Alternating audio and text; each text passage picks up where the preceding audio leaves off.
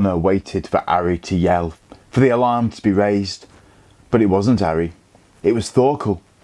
"Quickly now, come with me," Thorkel said, and reached out a hand. Gunnar didn't stop to ask questions. He scrambled up the steps, Rorik behind him. Soon Thorkel was hurrying them across the empty quayside, through the dark alleys to his own hut, dousing the torch in a barrel of water outside and pushing them through the door. He lit an oil lamp and hung it on a rafter, its pale glow chasing shadows into the corners. "How did you know we weren't dead?" said Gunnar. "I didn't," said Thorkel. "I came just in case, and you appeared at my feet. You nearly frightened me to death." He opened up a chest, pulled out a couple of tunics and tossed them to Gunnar and Rorik. "You better get out of those wet clothes. If the gods are willing, you could be in the mountains before the sun rises, and people wonder why you're not still tied to those posts." "No," said Gunnar. "I'm not going to the mountains." "But you have to get out to Kaupang," said Thorkel. "You can't hide from Orm for long, and he'll think of an even worse way to kill you next time." "I know that," said Gunnar, "but the only way I'm leaving Kaupang is by sea. I have an oath to fulfill, and I want you to find someone who will give me passage to the land of ice and fire. Rorik is coming, and so should you." "What in Odin's name is the boy talking about, Rorik?" "It's a long story," sighed Rorik. "You should just do what he says." Thorkel scowled.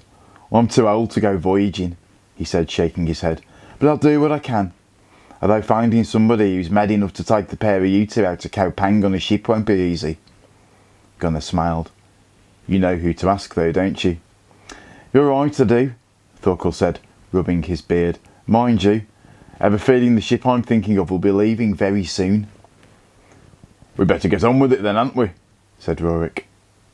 Thorkel nodded, opened the hut door and relit his torch. "I'll make the introduction. After that, you're on your own." Soon they were hurrying through the alleys again. They saw no one at first, but then they turned a corner and bumped into a couple of Orm's hounds. "Is that you, Thorkel?" said one of the men. His gaze moved to Gunnar and Rorik, and his eyes widened. "Hey, you two are supposed to be dead." They both grabbed their sword hilts, but Thorkel beat them to it. Drawing his blade in one deft movement, he swiftly chopped down the man who had spoken, but the other dodged his blade and ran off like a frightened hare. "That's done it," said Thorkel, sheathing his sword, his face grim. "Now Orm will send every man in his hall to track you down." "What if they can't get out of the hall?" said Gunnar. "We could block the doors somehow. We could set fire to the roof as well." Rorik looked at Gunnar and raised his eyebrows. "It's worth a try," he said. "That would certainly keep 'em busy for a while." "Well, let's get on with it," Thorkel muttered. "Since we've been spotted together, I'm going to have to come with you after all."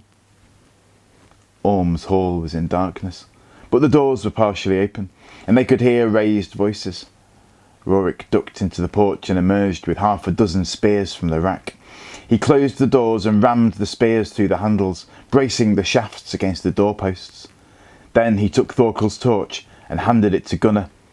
"It works best if you set the fire in several places," he said, "although you probably know that." Thorkel gave them both a puzzled look, but Gunnar ignored him. The smell of smoke and the fierce heat sent his mind back to the night his home had been destroyed.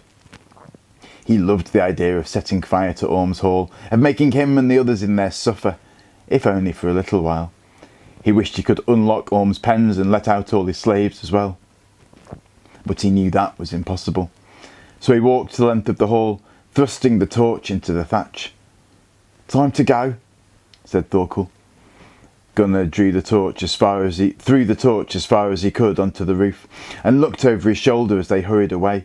The thatch was already burning strongly, and someone was banging at the doors from the inside. Thorkel took Gunnar and Rorik to a ship at the far end of the harbour.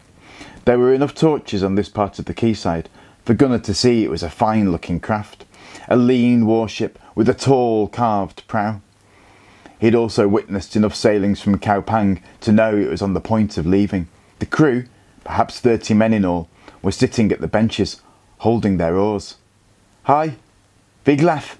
Glad we caught you," said Thorkel, looking down into the ship from the quayside, his voice light and easy. "I've come to collect that favour you owe me.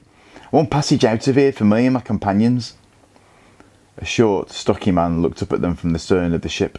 He had on a red cap, and the sides of his head were as smooth and white as a duck's egg. "Is that so?" Wiglaf said. "I can't deny I owe you a favour, Thorkel. But ain't this a bit sudden? You didn't mention anything about it when we spoke last." "Well, you know how it is," said Thorkel. "You can have enough of being in one place. We've had our fill of cowpang, so can we come aboard?" "But you don't even know where we're going," said Wiglaf, a look of deep suspicion stealing onto his face. "I'm sure I didn't tell you. And who are the other two? I've seen the big man before. Isn't he one of Orm's hounds?" There was movement further down the ship. A crewman was standing on his rowing bench, gesturing at the town and saying something. Gunnar turned to look in the direction he was pointing. A fiery glow lit the sky over the roofs of the huts. Bright flames were leaping, and there was shouting as well. "I'm a friend of Thorkel's, and the boy is my slave," said Rorik. "We don't care where you're going, as long as you get us out of this stinking hole." "Might not stink as much once it burns down," muttered Wiglaf. "Is that anything to do with you?" he said, nodding in the direction of the flames. The shouting was growing louder, and there were screams of panic as well. "No, of course not," said Thorkel, shrugging. "Why would it be?" "What kind of fool do you think I am, Thorkel?" said Wiglaf. "I can add 2 and 2. You turn up suddenly, wanting to get out of Cowpang at the same moment that Orm's Hall goes up in flames. Something else was going on earlier. Dark deeds, for all I know. I kept my men out of it because I don't want any trouble. Not in Cowpang. I don't want to make Orm into an enemy." "All right, Wiglaf," said Thorkel. "I'll admit we're not exactly Orm's favourite people, but it's not as bad as it looks. I can explain everything, I promise." "Sorry, Thorkel," said Wiglaf. "Now, I have a ship to get underway." "You might want to think again," said Thorkel, his voice suddenly cold and hard. "Just talking to us like this is probably enough to make you an enemy of Orm's. And if he catches us, I'll tell him it was your idea to burn his hall." Gunnar looked at Thorkel, impressed. It was a bold gamble, and Gunnar half expected Wiglaf to laugh and order his crew to seize them as a gift for Orm. But Thorkel clearly knew his man. Wiglaf scowled and was silent for a moment. "Very well, you can come aboard," he muttered at last, looking nervously up and down the empty quayside. "But don't think I'm happy about it, Thorkel." "You're never happy about anything," said Thorkel, jumping down into the ship with Rorik and Gunnar, least of all missing an ebb tide, if I recall. Wiglaf gave him a sour glare, then pointedly turned away. "Crew of the Sea Eagle, cast off fore and aft. Out with your oars. Erland, call the beat." The Sea Eagle, thought Gunnar.